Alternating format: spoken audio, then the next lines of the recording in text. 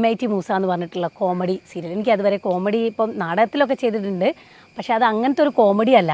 നമുക്ക് തന്നെ അയ്യോ എന്നൊക്കെ തോന്നുന്ന ചില ഇതൊക്കെ നമ്മളെ യുക്തിക്കും ഇതിനൊന്നും ചേരാത്തല്ല. നമ്മുടെ 4ാം ക്ലാസ്സിൽ 4 വട്ടം തോറ്റിട്ടുള്ള ഒരാളായിട്ടാണ് അതിനകത്തുള്ളത്. അത്രയ്ക്കുണ്ട് ബുദ്ധിയും വിവരവും എന്നുള്ള അങ്ങനത്തെ ഒരു ക്യാരക്ടർ, ഭയങ്കര ഓവറായിട്ടുള്ളൊരു ഒരാളാണ്. അപ്പം അത് ചെയ്ത് പിന്നെ അപ്പോഴും എനിക്ക് 2 വലിയ കുട്ടികളുടെ അമ്മയായിട്ടാണ് ഞാൻ PG കഴിഞ്ഞ് MPhil ജോയിൻ ചെയ്യിക്കുന്നു. അവർ 2 പേരും +2-കാരാണ്.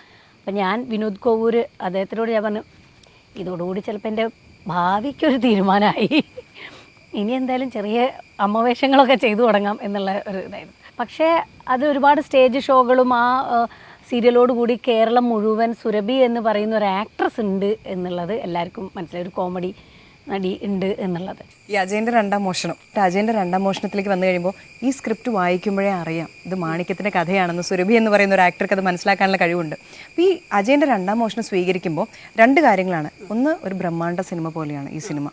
2, സുരഭി ആഗ്രഹിക്കുന്ന തരത്തിലുള്ളൊരു നായിക കഥാപാത്രമാണത്.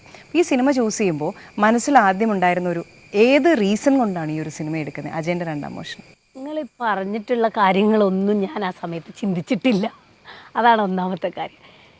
ഇങ്ങനെ ഒരു പടമുണ്ട്, അതിൻ്റെ ഓഫീസിലേക്ക് വരാൻ വേണ്ടിയിട്ട് പറഞ്ഞു. എന്നിട്ട് അവർ ആ ഒരു മാണിക്യം കക്കുന്ന എന്താണ് സൂര്യന് വൈഡൂര്യം അല്ല സൂര്യന് മാണിക്യം അതിനിതെന്നൊക്കെ പറഞ്ഞാൽ ആ ഒരു വട്ടത്തിൽ അത് കറക്റ്റ് അതിൻ്റെയൊക്കെ പ്രീ വിഷ്വൽ ചെയ്ത് വെച്ചിട്ടുണ്ടായിരുന്നു അവർ. അതൊക്കെ ഒരു കാർട്ടൂൺ പോലെയൊക്കെ ചെയ്തു വെക്കുമല്ലോ. അപ്പോൾ അത് കണ്ടപ്പോഴാണ് എനിക്ക് ഇത് ഇവർ ഇങ്ങനെയൊക്കെ ചെയ്യുകയാണെങ്കിൽ ഈ പടം ചിലപ്പോൾ കുറച്ച് നല്ല അടിപൊളിയാവും, നല്ല രസമുണ്ടടാ എന്നോട് പറഞ്ഞു ഞാൻ ഞാൻ സ്ക്രിപ്റ്റ് തരാമെന്ന് പറഞ്ഞു. അങ്ങനെ 2 ദിവസം കഴിഞ്ഞപ്പോൾ എനിക്ക് സ്ക്രിപ്റ്റ് കൊണ്ടുതന്നു. സ്ക്രിപ്റ്റ് കൊണ്ടുവന്ന് ആദ്യത്തെ ഡ്രാഫ്റ്റാണ് അത് വായിച്ചു കഴിഞ്ഞപ്പം ഫസ്റ്റ് തന്നെ അമ്മൂമ്മേൻ്റെ ആണല്ലോ വരുന്നത്. വീണ്ടും പ്രാരാബ്ദം, ദാരിദ്ര്യം, അതെ പ്രായം. അതെ, ഒരു കള്ളനാവണമെങ്കിൽ ആദ്യം മണ്ണിനെ അറിയണം, അത് കഴിഞ്ഞ് ചെലന്തി നെയ്യുന്ന വലയുടെ അല്ല അതുപോലെ വല നെയ്യുന്ന ചെലന്തിയുടെ ക്ഷമയും ഇതെല്ലാം കുറുക്കൻ്റെ കെണിയും പഠിക്കണം.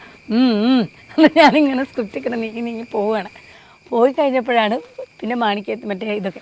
പക്ഷെ ഇത് സ്ക്രിപ്റ്റ് വായിക്കുമ്പോഴുള്ളതല്ല നമ്മൾ എടുക്കുമ്പോൾ.